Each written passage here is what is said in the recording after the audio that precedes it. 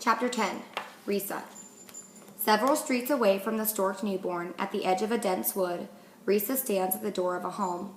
She rings the bell, and a woman answers in her bathrobe. Risa offers the woman a big smile.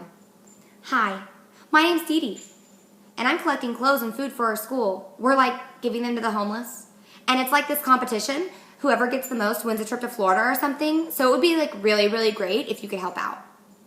The sleepy woman tries to get her brain up to speed with Dee Dee, airhead for the homeless.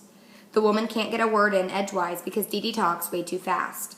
If Risa had had a piece of chewing gum, she would have popped a bubble somewhere in there to add more authenticity. "Pretty, pretty, pretty, please. I'm in second place right now." The woman at the door sighs, resigned to the fact that Dee Dee isn't going away empty-handed, and sometimes the best way to get rid of girls like this is just to give them something. "I'll be right back," the woman says.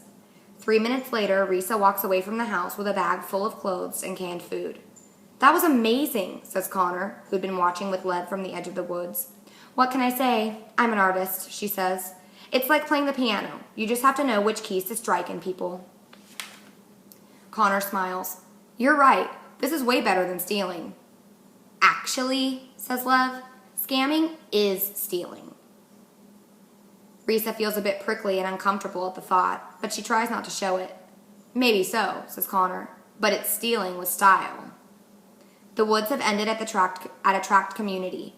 Manicured lawns have turned yellow along with the leaves. Autumn has truly taken hold. The homes are almost identical, but not quite. Full of people almost identical, but not quite.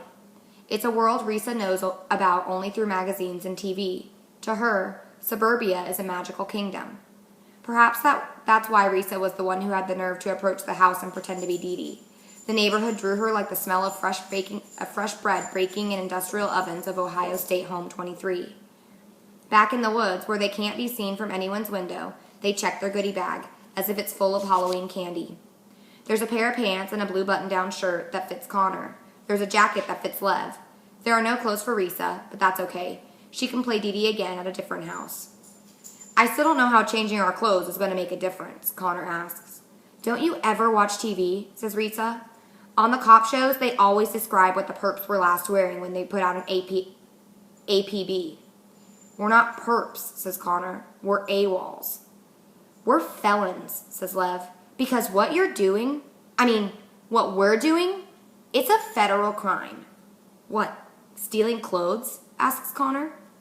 "No, stealing ourselves. Once the Unwind orders were signed, we all became government property. Kicking AWOL makes us federal criminals." It doesn't sit well with Risa, or for that matter, with Connor, but they both shake it off. The excursion into a populated area is dangerous, but necessary. Perhaps as the morning goes, they can find a library where they can download maps and find themselves a wilderness large enough to get lost in for good. There are rumors of hidden communities of AWOL Unwinds. Maybe they can find one.